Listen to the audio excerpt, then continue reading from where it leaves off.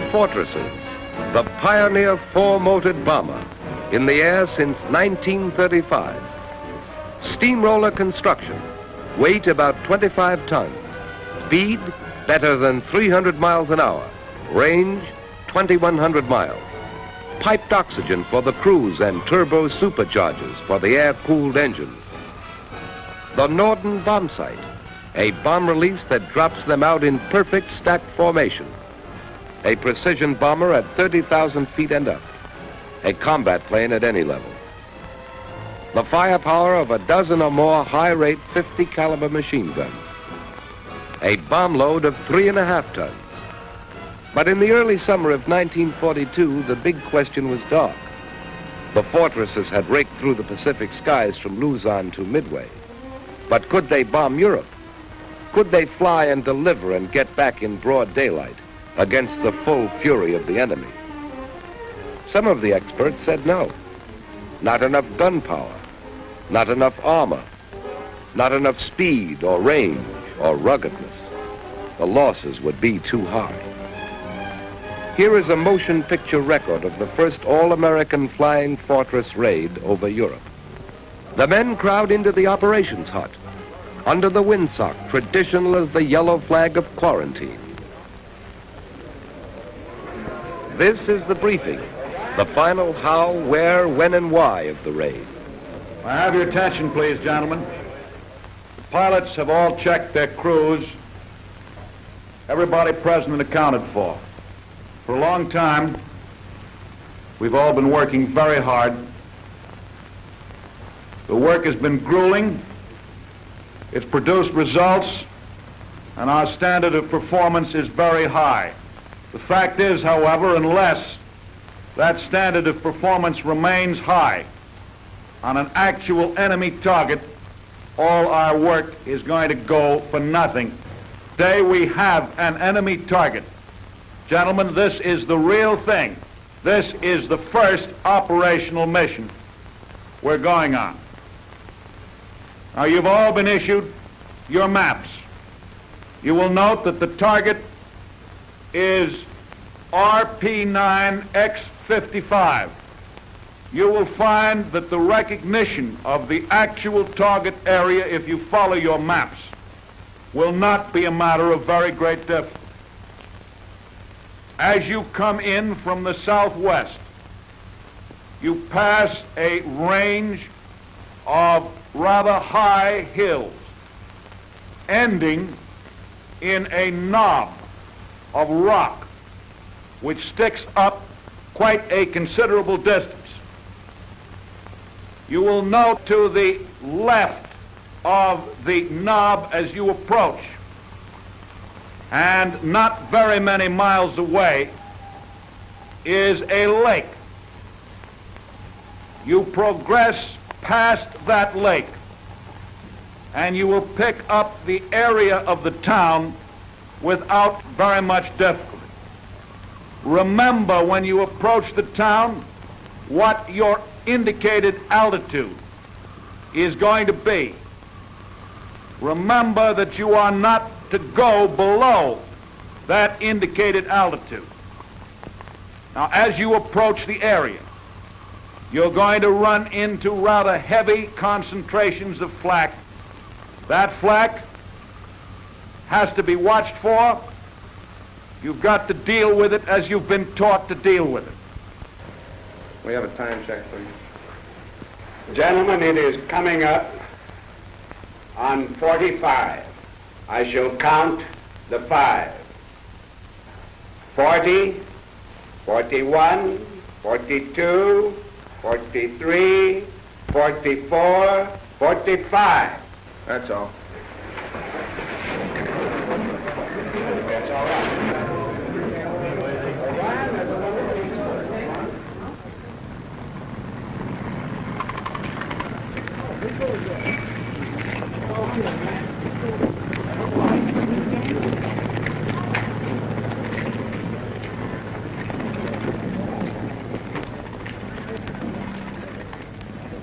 Ten men to a ship, the combat team. 10 men blending together like a good jazz band. Pilot and co-pilot. bombardier, navigator, engineer, radio man, photographer gunner, waist gunner, ball turret gunner, and tail gunner.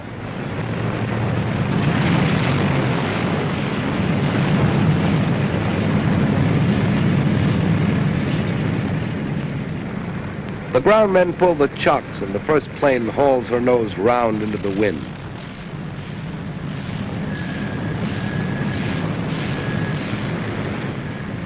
The others behind her, following each other like a herd of elephants out of a water hole.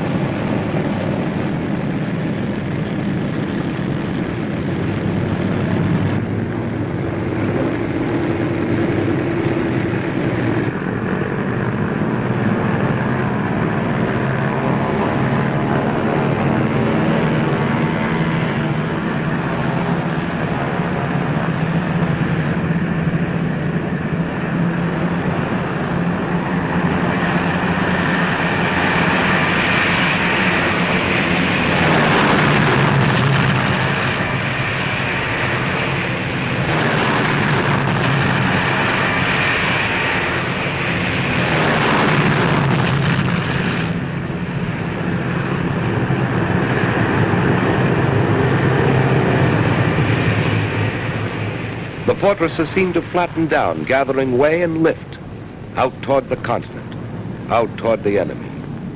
The ground crews watching and hoping. Their half of the job done.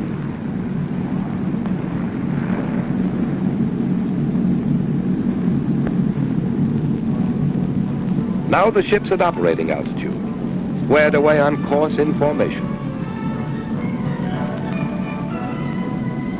Keeping station, each plane helps to cover the others. Together they make one round, bristling hedgehog of fire. The pale, glimmering English sun and the English fields checkerboarded below. Americans from Massachusetts, Idaho, and Kentucky, a long, long way from home. The target is Rouen, the railroad yards. They come in from the northeast in tight formation, very high, visible from the ground, and make their bombing run as the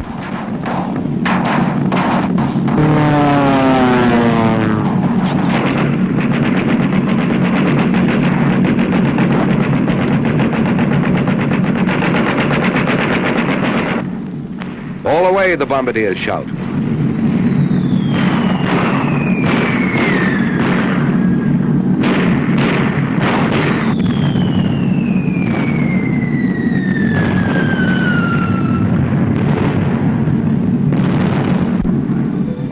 They group in elements of 3 for the run home.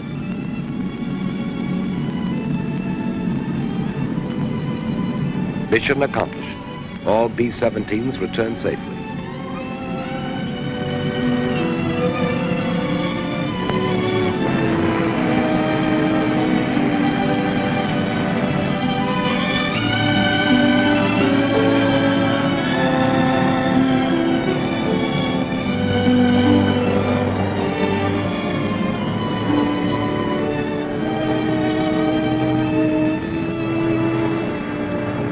More raids followed.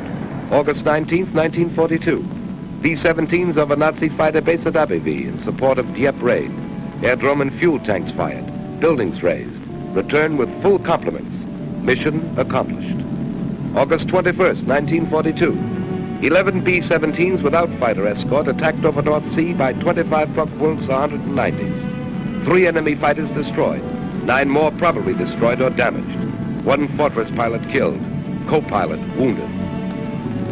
August 27th, September 7th, October 5th. A fortress named Phyllis attacked by 40 Focke-Wulfs, 2 engines out of commission. A third later failed over the channel. 3 shell holes in rudder, 3 more in stabilizers. Controls partly shot away. Landing gear smashed. 200 holes in fuselage, but Phyllis came home. October 10th, more than 500 United Nations planes, 100 or more fortresses bombed locomotive and steel works at Lille. 4 bombers failed to return. American bomber crews credited with at least 48 German planes, probably 38 others, damage to 19 more. Mission accomplished. mission accomplished. Mission accomplished. In the Philippines, at Midway, in New Guinea, in the Solomons, over France, over Germany, over Italy and North Africa, out over the Pacific and the Indian Ocean, the North Sea and the Mediterranean. America's flying fortresses are blasting new patterns of victory.